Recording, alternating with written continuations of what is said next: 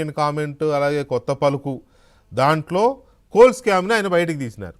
Coal స్కామ్లో వచ్చిన వ్యవహారము, దాంట్లో ఆ మీడియా ఛానల్కున్న సంబంధాలు, అలాగే డిప్యూటీ సీఎం బట్టి విక్రమార్క గారు వాళ్ళకి ఏదో హెల్ప్ చేయాలని సంథింగ్ ఇది వచ్చింది.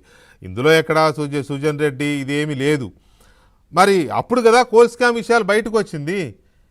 మేము దాన్ని బయట పెడితే మాకు నోటీసులు ఇస్తున్నారు అనడాన్ని కాంగ్రెస్ పార్టీ అధికార ప్రతినిధిగా కావచ్చు, ఎమ్మెల్సీగా కావచ్చు, మీరు ఎలా రిసీవ్ చేసుకుంటున్నారు దీన్ని? అబ్బా నీకు నాకు సింక్ అయింది, సగం పని అయిపోయేసినావు నాది. అంతేనా? అదే నాకు మెసేజ్ వచ్చింది, మిగతా బాబు నేను మెసేజ్ నాకు రాలేదు, నా ఓన్ థాట్ ఇది. నేను మొదటి నుంచి డిబేట్ చేస్తున్నాం కదా దాని. నీకు నాకు మైండ్ సింక్ అయిందంటే కూడా కాంగ్రెస్ వాళ్ళు అంటే ఎంత కోపం ఎందుకు? ఆయన నాకేం కోపం లేదు నాయన. ఇప్పుడు ఇదుడు ఇగో 2023 నవంబర్ టెండర్ 1 VKOC 1 కొత్తగూడెం పాల్గొన్న బిడ్డర్లు 7 సంస్థలు. అందరికి సైట్ విజిట్ ఇచ్చింది. Site visit supreme court new guidelines లో ఉంది. అన్ని రాష్ట్ర ప్రభుత్వాలు, కేంద్ర ప్రభుత్వ సంస్థలు అంటే BHAలు, హాల్ ఇట్లాంటి అన్నిటి కూడా ఏ బిడ్డింగ్ వచ్చినా కూడా సైట్ విజిటింగ్ అనేది టెండర్ లేచిన వాళ్ళని చూపించాలని కంపల్సరీ చేసింది కొన్నిటికి. ఇది చెప్తా వినండిగా. అయితే ఇక్కడ కాంట్రాక్ట్ పొందిన సంస్థ సోదా కన్స్ట్రక్షన్స్ ప్రైవేట్ లిమిటెడ్. ఇది ఉపేందర్ రెడ్డి గారి బిడ్డది. ఉపేందర్ రెడ్డి గారి అల్లుడు సృజన్ రెడ్డి గారు. ఇది 2023 నవంబర్. అప్పుడు ఎవరు అధికారంలో ఉన్నారు? బిఆర్ఎస్. ఓకే. రెండవది టెండర్ 2 కళ్యాణ Khani open cast project Mandamarri. పాల్గొన్న బిడ్ 12 మంది పాల్గొన్నారు. అందరికి సైట్ విజిట్ ఇచ్చిండ్రు. కాంట్రాక్ట్ పొందిన సంస్థ ఎక్స్ప్రెస్ వే RVSR. ఇది జాయింట్ వెంచర్, ఇద్దరు కలిసి చేసిండ్రు. వీళ్ళిద్దరికి వచ్చింది. వీళ్ళు ఎవరు అయ్యారంటే కోమండ దీక్షిత్ రావు గారు, ఈయన ప్రతిమ శ్రీనివాసరావు మరియు వినోద్ రావు అంటే మాజీ ఎంపీ టిఆర్ఎస్, ఆయన మేనల్లుడిన. టెండర్ 2 అది. అది BRS. Tender 3 RGOC 2 extension project. అది పాల్గొన్న బిడ్డర్లు 6 మంది. అందరికి సైట్ విజిట్ ఇచ్చిండ్రు. కాంట్రాక్ట్ పొందిన సంస్థ C5 ఇంజనీరింగ్ ప్రైవేట్ లిమిటెడ్. ఈ C5 ఇంజనీరింగ్ లిమిటెడ్ ఎవరిదయ్యా అంటే నిశాంత్ రావు అండ్ మదన్ మోహన్ రావు. నిశాంత్ రావు BRS మాజీ ఎమ్మెల్సీ సుధాకర్ రావు కుమారు. సుధాకర్ రావు కేసీఆర్ అండ్ హరీష్ రావుకు బంధువు కూడా నట. తర్వాత 4వది SRPOC2 ప్రాజెక్ట్. ఇది పాల్గొన్న బిడ్డర్లు 12 మంది. అందరికి సైట్ విజిట్ సర్టిఫికెట్ ఇచ్చిండ్రు. దీంట్లో ఇంకా ఎక్కువ రోజులు కావాలంటే 2 రోజులు ఎడిషనల్ కూడా ఇచ్చిండ్రట. కాంట్రాక్ట్ పొందిన సంస్థ హర్తా కన్స్ట్రక్షన్స్ ప్రైవేట్ లిమిటెడ్. ఈ సంస్థ BRS ప్రభుత్వం కాలంలో మన మురళీధర్ రావు గారికి ఎక్కువ ప్రాజెక్టులు కేటాయించదని ఆరోపణలు వచ్చిన ఈ కంపెనీ నట. ఇది యజమానులు హరీష్ రావు గారికి సన్నిహితులు. ఈ కంపెనీ ఓనర్ల పేరు నాకు దీంట్లో పెట్టలేదు, కానీ ఇది కాంగ్రెస్ పార్టీ లేదంటే బట్టి గారు అలకేట్ చేస్తే ఈ 4 BRS నాయకులు కాంగ్రెస్ ప్రభుత్వంలో ఉంటే మేము స్కాములు చేస్తే కాంగ్రెస్ కాంట్రాక్టర్లకు చేస్తాం. మరి వీళ్ళు బిడ్డింగ్ లో పాల్గొని వీళ్ళు టెండర్లలో నెంబర్ 1 గా నిలిచి BRS నాయకులు పొందిరు కదా. ఇది కూడా అక్రమం జరిగింది అనుకో.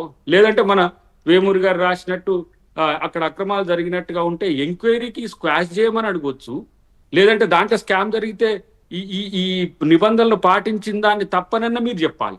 సుప్రీంకోర్టు గైడ్ లైన్స్ ఉంది. దీంట్లో కేంద్ర ప్రభుత్వం 49% స్టేక్ ఉంటుంది.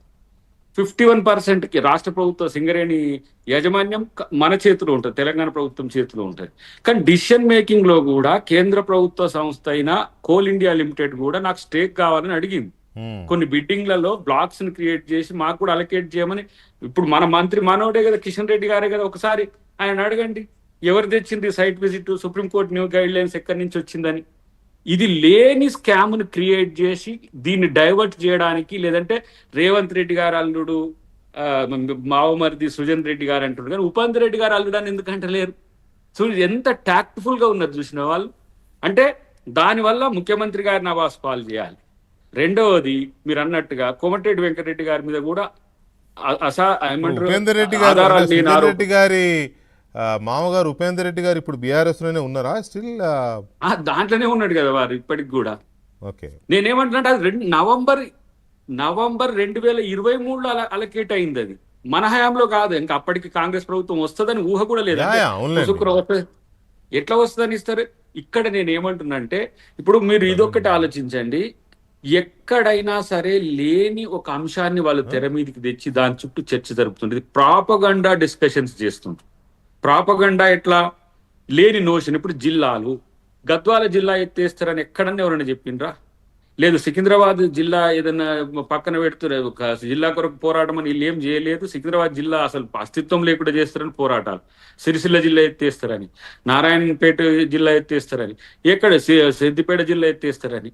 వీళ్ళకు నేను అంటున్నా, ఇప్పటికీ చిన్న నోటీసులు ఇస్తేనే వీళ్ళు గాయ అవుతున్నారు. మరి రేపు ఇంకేమైనా అరెస్టులు దానికి పోతే గజనీలు అవుతారా? నాకు అర్థం వాళ్ళు కాదు. గాయగాయ అవుతున్నారని మీరు అనుకుంటున్నారు, గాయగాయ చేస్తున్నట్టు కనపడుతుంది వాళ్ళే. ఇక ఇక ఇక ఆ లెక్కకు నువ్వు వస్తే నేను ఒకటి చెప్తా, మా సీఎం ట్రాప్ లో పడుతుండ్రు వాళ్ళు. ఇంకా చెప్పాలంటే మీ పనేందో మీరు చేసుకుంటే చాలా జాగ్రత్తగా ఉంటది. ఇంకో స్టేట్మెంట్, పొలిటికల్ స్టేట్మెంట్ ఇవ్వాలి. ఇక్కడ కేసీఆర్ అనే అంశము తెర మీదకి రాలేదు. కేసీఆర్ కు తెలియకుండా గత ప్రభుత్వంలో ఇట్లాంటి అన్ని జరిగినాయా, జరుగుతాయా?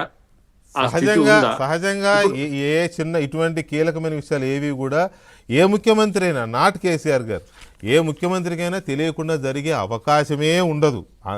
అందులో టేక్ ఇట్ ఫర్ గ్రాంటెడ్ అంతే. ఇక ఫోన్ ట్యాపింగ్ మేము చేసినాము, అది లీగల్. మనోడు ఆర్ఎస్ ప్రవీణ్ కుమార్ అంటున్నాడు లీగల్ ఎట్ వాట్ జంక్షన్? సరే, ఆర్ఎస్ ప్రవీణ్ కుమార్ గారు ఆయన బీఆర్ఎస్ లో చేరక ముందు ఆయనే అన్నాడు, ఇది మా ఫోన్లు ట్యాప్ చేస్తున్నామని. అది పెద్ద అది వైరల్ అవుతూనే ఉంది. ట్యాపింగ్ కాదు, ఫోన్ ట్యాపింగ్ అనేది మనకు లిమిటేషన్స్ ఉన్నాయి కదా.